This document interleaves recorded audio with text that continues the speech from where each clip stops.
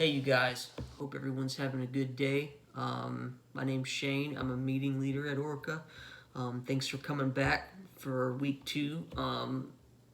This is the second week of us covering the Smart Recovery workbook that most of us already have. Just like last week, we're going to be covering a single chapter. We started with chapter 1, we're at chapter 2 now. Chapter 2 is pretty much the same as the first chapter, as in it's just an introduction into what the workbook's about and what you should be looking to strive towards and through the rest of you working through this workbook. So it's got a lot of info compared to the first one, but there's really no exercises, so I'll try to keep it a bit abbreviated so I'm not reading to you guys verbatim.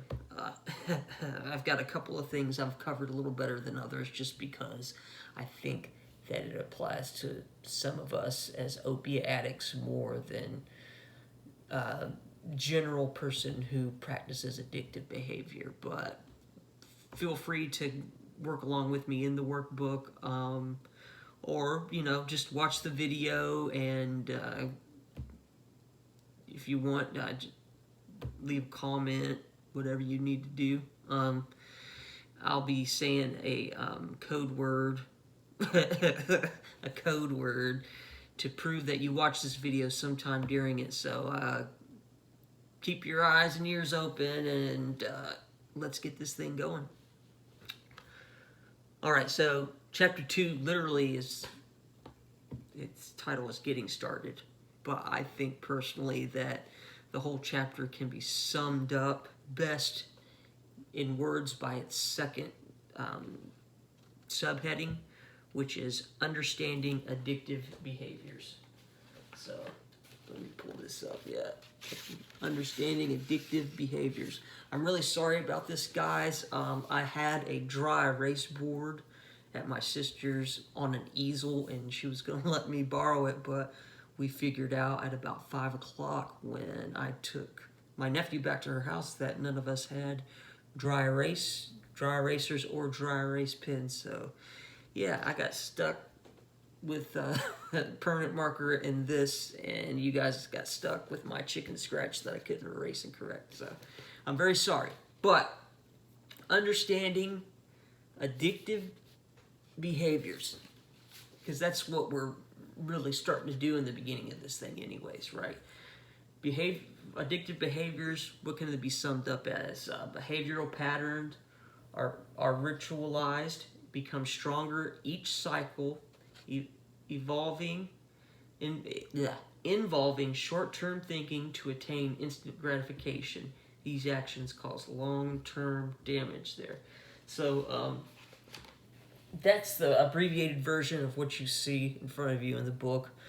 Of course, addictive behavior, we know how it goes as drug addicts or recovering addicts, if you will. It always starts off small, right? We ritualize. I think that a large portion, towards the end, when you first decide to get clean, the end of your addiction, that is, one of the first things you start to notice is how much the ritual up to the actions you were doing mattered when you really didn't put no thought into it at all before. Even simple things, grabbing your phone. I had that problem myself. I'd be grabbing my phone every 5 minutes, probably the first couple months I was clean, because you're so used to just being on the phone and go, and picking it out, putting it back, taking it out, putting it back. I remember a family member asking, something wrong, man? Like, oh no, I'm just fidgety. But yes, and that's what this chapter touches on, as well as our practicing addictive behavior, is the behavioral patterns themselves, not so much the and or using of the drugs, but the behavior surrounding that use. So where we leave off with this part thinking, this part short-term thinking to attain gratification. These actions cause long-term damage. Wow, I don't know if you guys can read that. Okay, but that leads us to our next part, which is the problem of immediate gratification. Okay, which they call the PIGS method. The PIGS method, which is our instant gratifications method, almost always. It triggers craving, urge, and we act out to feel better for a short period of time. So that's that's one thing that we have instilled in us, especially early on, as recovering addicts, is that instant gratification. I mean, a drug addiction and the practice of it gave us all a very instant gratification and instant answer to some short-term problems we might have had at the time. As I stated before, though, it always had long-term effects, negative ones, and a lot of us can probably attest to that right now. But this instant gratification behavior in the chasing of it, it carries well beyond our addictive behavior, or practicing addiction, I'm sorry. If you look at in some cocaine addicts, for example, there's a reward path the neurons in your brain follow, right? Where a cocaine addict, the reward path in their brain once they take the substance is the same as sugar follows when you eat sugar. It's similar. Almost, the way a counselor explained it to me one time was it's almost exactly the same. And therefore, a lot of people who are recovering cocaine addicts develop a sugary foods problem. They like to snack on sugary stuff. And I wouldn't completely believe it other than the fact that it actually happened to me. I once had a counselor tell me that I was barred from having any sweet foods because of this very behavioral pattern, the reward system in the brain. And I put on quite a bit of weight when I was in that program, but that's just a small example. We have a lot of problems in recovery with other things. We replace the addictive behavior of using drugs with other things, of sex, of course. I think we've probably all done that to a degree. Obsessive cleaning. I mean, and those, not all things that are bad at first, but we're looking at behavioral patterns that can carry on long after we've tried to get clean, and then can later on cause us to relapse. And we'll probably get into some more of that as well as we go along. Now,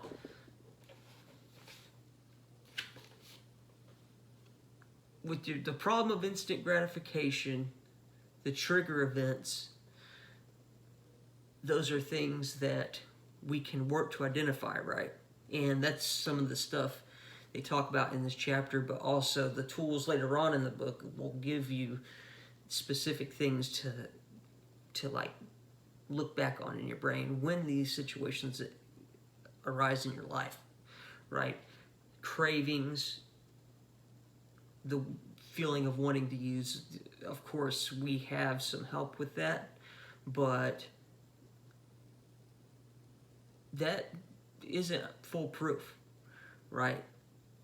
We need to develop some critical thinking skills to help us with these cravings and these urges, which is, it leads right into it.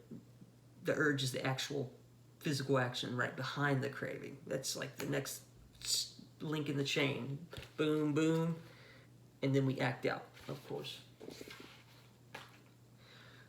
But maybe whenever we're clean, these triggers, instead of the craving and the urge leading to acting out and using, maybe we act out and do something foolish. Maybe some of us have short tempers, especially early in recovery. I know I did, and a few people who did that I was very close to, and it got them in trouble. Or sexually. Some people, a couple I was pretty close to, they got clean after many years of hard drug use, but unfortunately they were located in the same inpatient rehabilitation facility, and they got together and were doing well in recovery, but the dating led to directly after they were released from a short period lockdown rehab facility that they became pregnant, and that led to another stressor in their life that put a bunch of pressure on a recovering addict. Children are a blessing, and God knows I love them, and I love all the ones that are around me, but for a person that is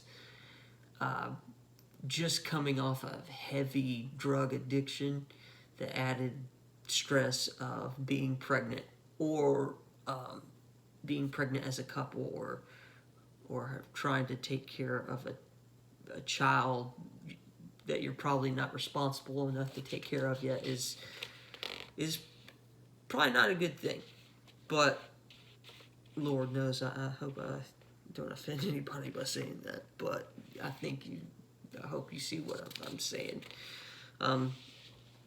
So how do we defeat these addictive behaviors? That's the wording in the book, Defeat an Addictive Behavior. It's kind of hard to defeat a behavior. I think on a situation by situation basis, you can see, yeah, I defeated it this time.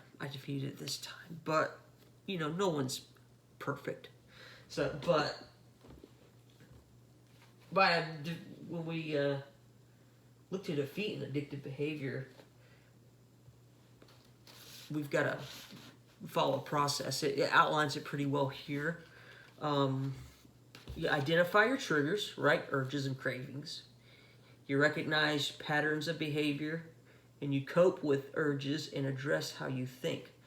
I was fortunate enough to meet a guy named Steve who came up with his own recovery program while he was incarcerated for I think a 15-year period. And him and his buddy came up with a recovery program in prison, believe it or not. And he used to talk about this thing he called ICC. He called it Identify, Challenge, and Change, which is kind of what I'm just regurgitating, the same exact idea that's stated here. We identify the problems that we have, identify the behaviors, we challenge them whenever they arise, and then we change them when we can. And it's not perfect, just like the Serenity Prayer says. Grant me the serenity to accept the things I cannot change, the courage to change the things that I can, and the wisdom to know the difference. And I think that we know deep down what we can and we can't, but every single thing we can work on. And I think little steps like these, having an acronym to follow, ICC, referring to chapter 1 and thinking about how it says identify and understand your triggers, recognize and understand your unhealthy patterns or rituals, triggers. That's a much more in-depth way of looking at it, right? Cope with your urges, change how you think about the events in your life, and make better decisions. Now, that's what I hope what we're all working on right now. 1 month clean or 10 years clean. Because that's not just a formula for success in recovery. That's a formula for success in life, man.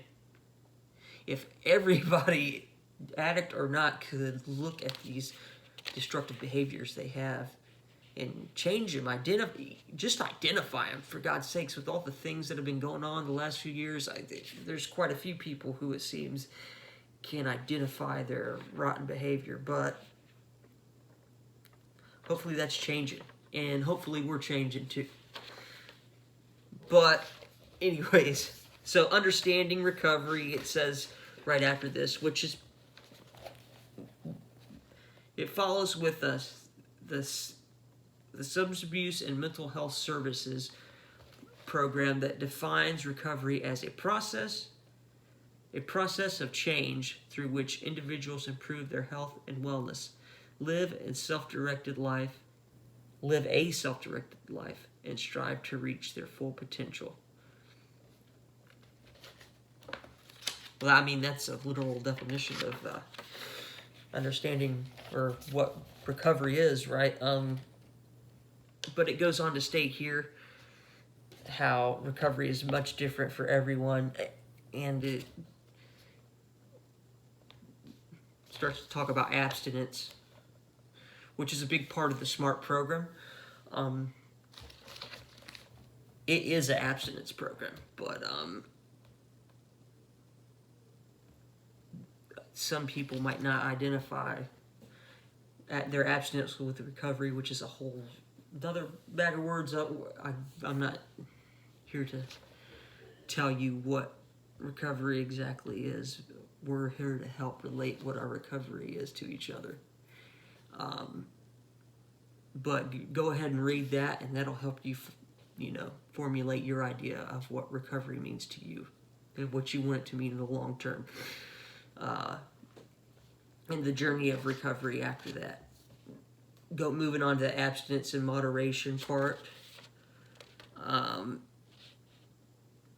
This is probably the one thing I didn't prepare as much to say to you guys. I just encourage you guys to read it, because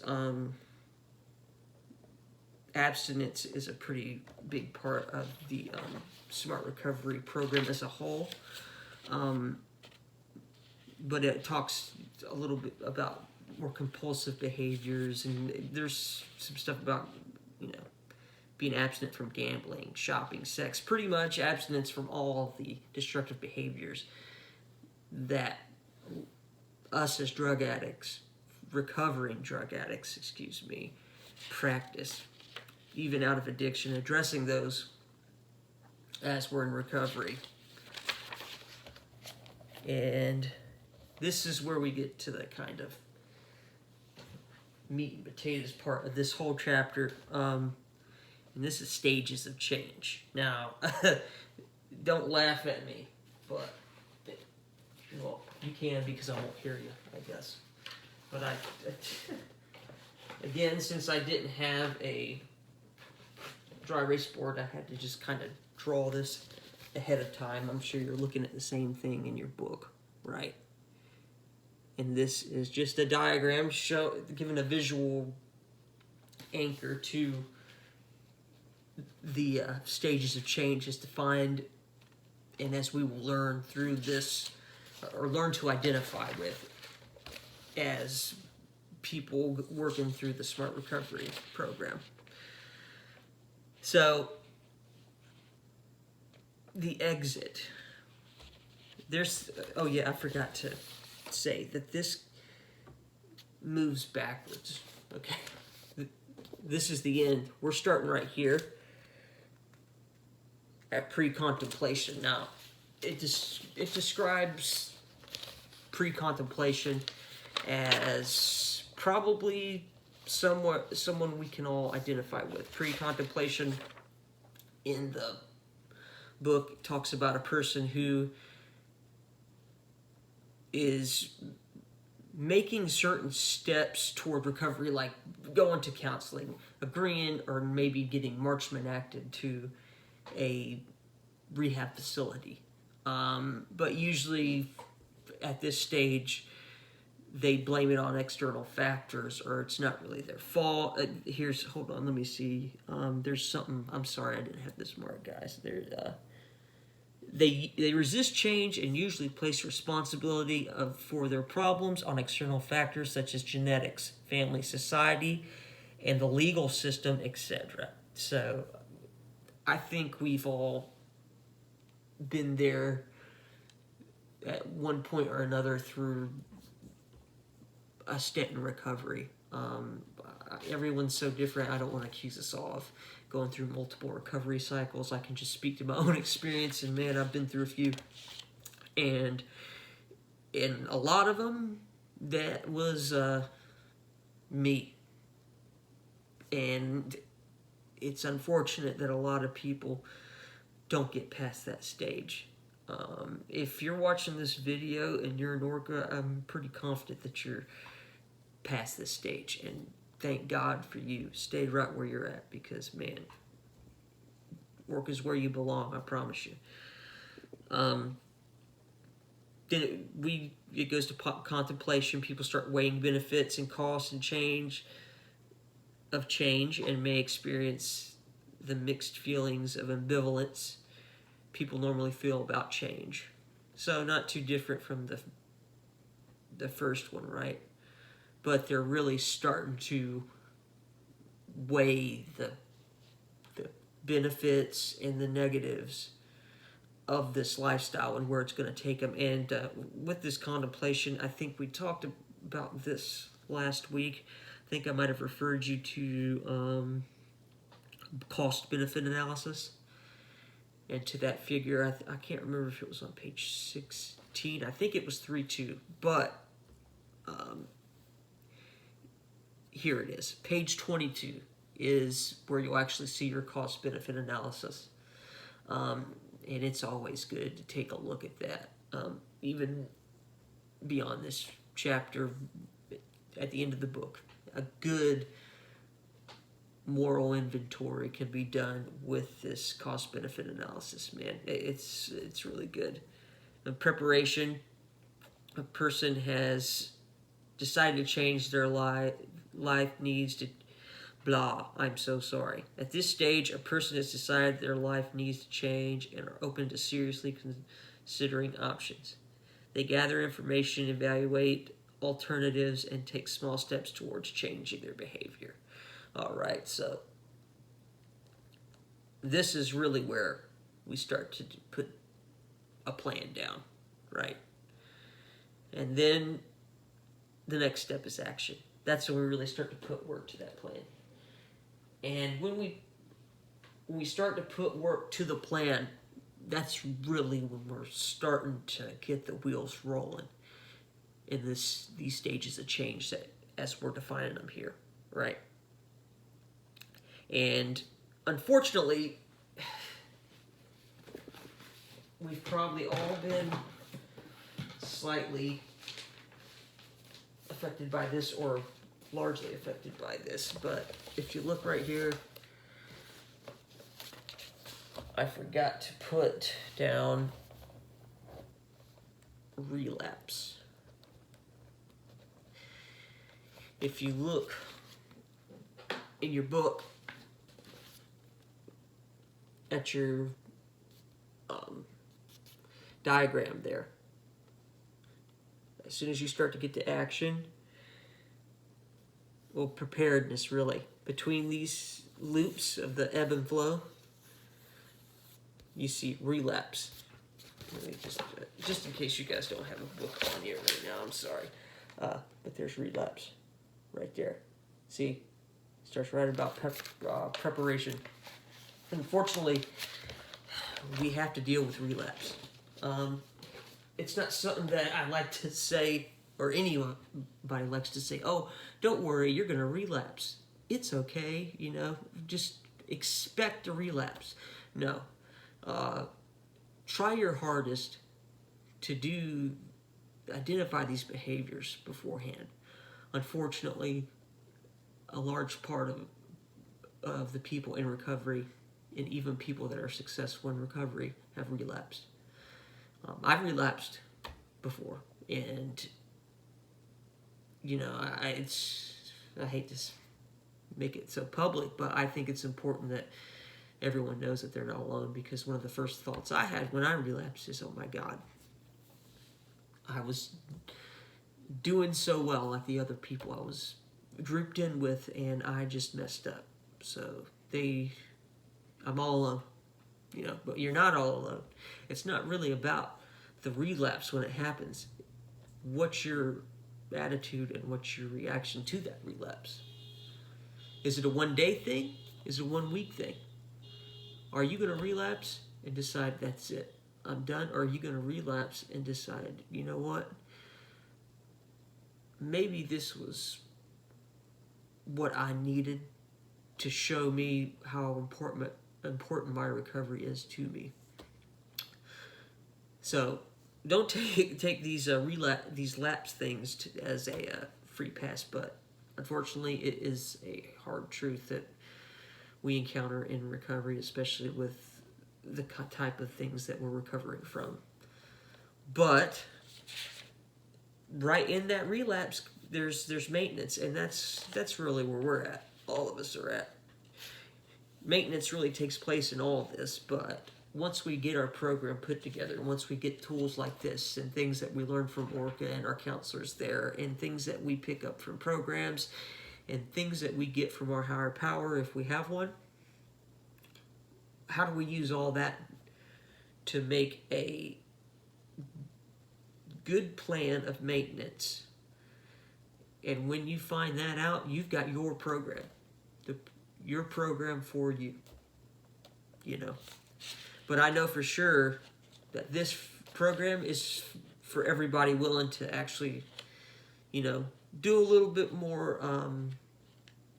hands-on-y work, but it gives you a few more tools to fight your addiction with, because your addiction has all the tools in the world, and we only have the ones that we can search for, right? That might have sounded kind of corny. So, when we get to the end of this chapter is the exercise, which is what we talked about last week, journaling. Talked about how it was important. That's basically what this exercise is. It just says journaling.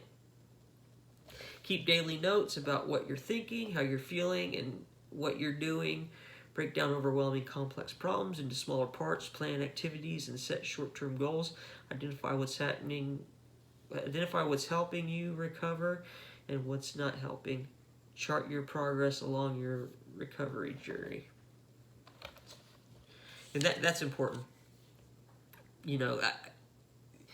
I can speak from experience that when I first got to Orca, when I was there for a while, even I'm making some mistakes here, but for a while, even after I was clean, for over a year probably, I would have these problems, and I'd stop journaling every day at this point, just here and there, and I was having some pretty serious emotional problems, but every time I got into Orca to talk to somebody, I was just so happy to be there, and everybody's so nice that when I got into my counselor, oh yeah, I'm fine, yeah. Not talking about the tremendous amount of depression that I was actually feeling in my life, and I found out that pointing out those things was easier when I kept a daily journal. So now I don't keep a daily journal every single day now, but it's a good idea, and I still do it, even though I'm an old man.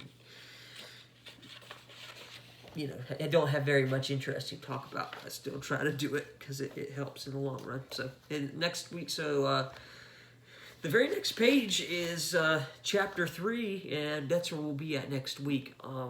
If you guys want, this actually starts off with some of the stuff I was telling you guys to look at last week, even on your downtime when you're bored. If you're looking for something to kind of point a finger at and say, this could help me, this is kind of where it starts. Like, you start to list your hierarchy of values on the very next page. It starts the 3 questions, which we'll talk about next week, and they're going to be pretty pivotal to identifying some stuff early on in our recovery, or at least early on in this book. Well, guys, that's it for this week. I'm sorry it was kind of dragged out because of my bogus props. So the word this week is going to be Miami, because Miami, my team, won this week, which is awesome. So you guys have a good week. We'll see you back again next week between Tuesday and Thursday, hopefully, barring any technical issues. Everyone, please stay safe. We've got this tornado, wow. Tropical depression coming through, and I know we're supposed to get some pretty bad weather tonight. So everybody stay safe, take care of yourselves, stay on the up and up, keep your eyes forward, and all praise be. Have a good night.